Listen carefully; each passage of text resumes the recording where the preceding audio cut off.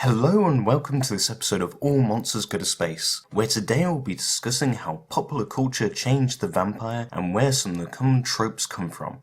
So across the world, there are ancient stories of vampire-like creatures, from the revenants and lamias of ancient Greece to the Jiangshi of China and the vampires of East and West Europe, with the majority of these stories thought to originate in India in the 3rd millennium, being spread by Indian gypsies.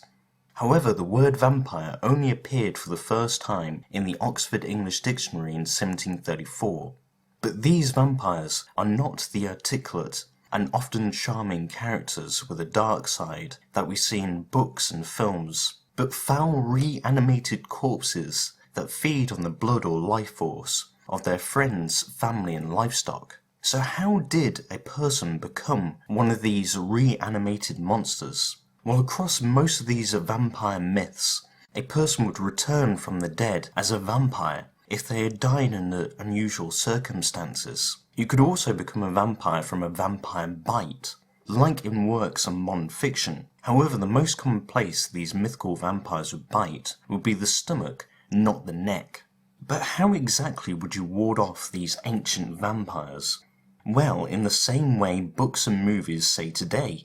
For example, with garlic, as its overpowering smell was used to hide the smell of decaying corpses, and so was thought to scare away vampires. Another common belief that has passed into the modern age is that vampires could only enter someone's home if they were invited in. Later, in the 1700s, the Christian cross started to be used by vampire hunters, as they believed that the sight of the cross would cause them to recoil in fear.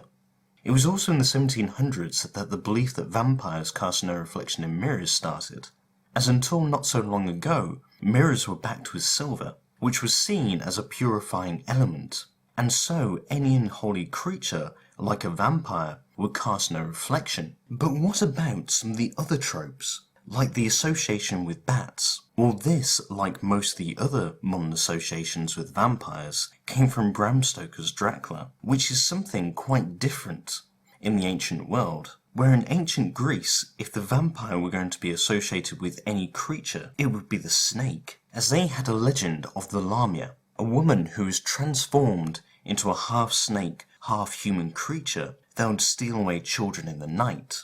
Over time, this legend evolved into the Lamias, a group of supernatural vampire women with snake-like features that would feed on the blood of young men. And these Lamia-style vampires have hung on in popular culture, with the Lamia appearing in the book Legend of the Vampire, as well as the vampire film From Dusk Till Dawn. But it's all well and good knowing how to spot a vampire and ward them off. How would you kill them? Well, in the books and movies, the most common way is by a stake through the heart, which is something in line with mythology, as all over Europe, suspected vampire graves have been found with the bodies staked into the earth through their limbs and chest. And in Eastern Europe, the heart would also often be removed and burnt, as it was believed the vampire would not be able to return from the dead without it.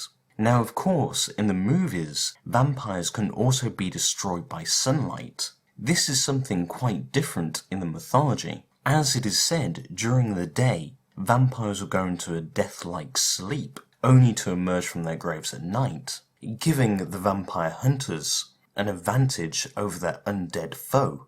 But where did this belief that vampires could be killed from sunlight come from? As it did not even appear in Bram Stoker's novel, and instead first appeared in a not-so-subtle Dracula knockoff, the 1922 German silent film Nosferatu, where the vampire Count Olog was killed by the morning sun, and this idea has just stuck ever since. And so, as you can see, the vampire has changed and developed over centuries, with it finding its way into every genre of popular media today, often exploring many different aspects of this wide varied mythology, highlighting the insecurities of the time. And so undoubtedly the vampire will be with us for many centuries to come, serving as a mirror for our own anxieties about society and mortality. So as always, if you've enjoyed this video, leave a like and subscribe, and I'll see you in the comment section and on Twitter.